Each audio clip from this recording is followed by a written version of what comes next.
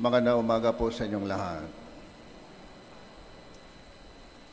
Mga kapatid, tayo bilang tao ay may kakayahan na hindi kayang sirain ng Diyos. Sa kabila ng kapangyarihan ng Diyos, meron tayong isang bagay na kakayahan na hindi kaya niyang sirain. At ito ay yung tinatawag po nating kakayahan ng pagpili.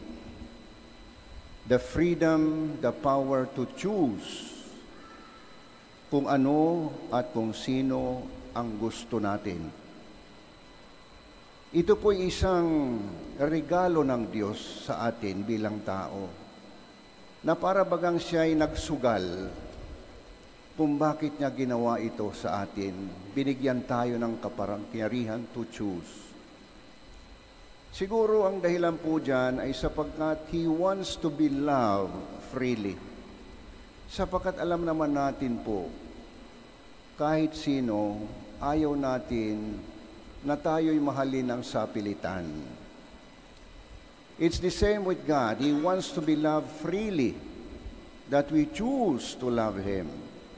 Kaya ito'y isang kapangyarihan, regalo ng Diyos na napakahalaga na dapat po nating alagaan at alam kung paano gamitin.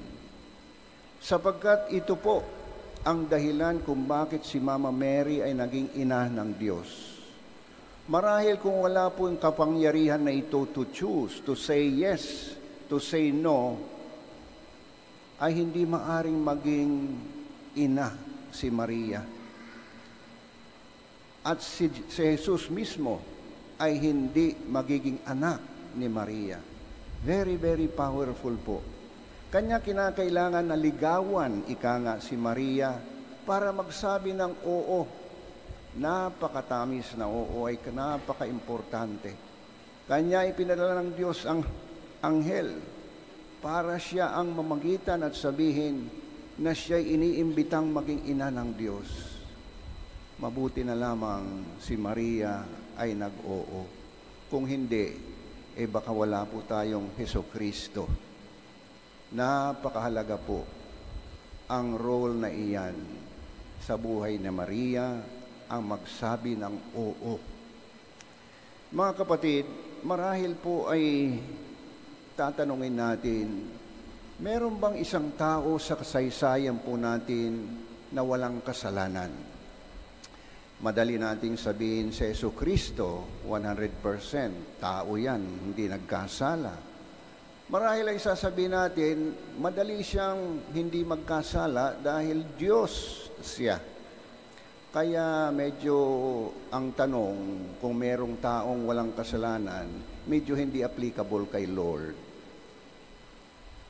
Pero sa atin po, lahat po ba ng tao ay nagkakasala? Ang reaksyon po natin ay agad-agad, lahat ng tao ay nagkakasala. Pero meron pong isang hindi. Yan ay walang iba kundi si Maria. Si Maria po, mula sa sinapupunan, mula nang siya'y ipinaglihi, ay walang bahid ng kasalanan. Kanya naman po, hanggang siya'y tumanda, ay hindi nagkasala. Siya ba'y tinukso? Siya ba'y natukso? Siya po'y natukso. Siya po'y tinukso. Subalit bakit hindi siya nagkasala? Sapagkat mula nang siya'y ipinaglihi, siya'y punong-puno ng grasya. Yan po ang kailangan din natin, grasya. Kung paano yung kapangyarihan na pumili ay maging matatag. Tayo po, dahil po'y pinanganak na may bahid ng kasalanan, ay naging mahina. Madali tayong matukso. Madali tayong magsabi oo sa mga masasama at kamalian. Hindi tayo matatag palagi na magsabi ng oo sa kabutihan. Mahina tayo. Kanya kailangan po ng grasya ng Diyos para maging matatag. Kaya naman po si Maria, sa buong buhay niya, madali sa kanyang magsabi ng hindi pagka siya ay tinutukso na gumawa ng mali. Madali siyang magsabi ng oo pag alam niya na isang bagay ay tama, sapagkat may grasya ang kanyang kalooban.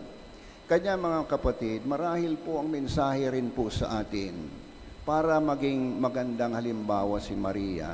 Siya'y punong-puno ng grasya. We need the grace of God to keep our capacity to say yes and to say no. Magiging matatag tayo na magsabi ng hindi sa mali. Magiging matatag tayo sa pagsabi ng oo, gumawa ng kabutihan.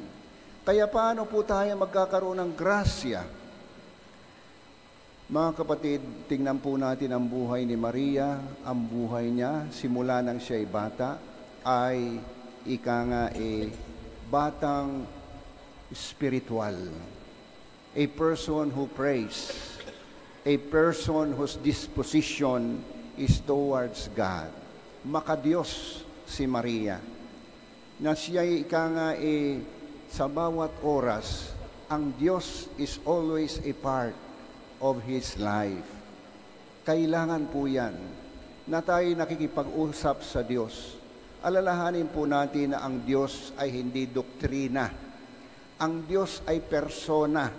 Katulad po ng katabi po ninyo, He's a person, she's a person. Ganyan po ang Diyos. Katabi natin bilang persona. Hindi po doktrina, kundi kaya nga po, kinakailangan kausapin natin katulad ng kahit na sinong persona. So my dear friends, Mama Mary today is giving us a beautiful example to follow. That we, with our capacity to say yes and to say no, can remain spotless kung tayo'y matatag sa ating pagsabi ng oo o hindi sa pamagitan ng grasya ng Diyos.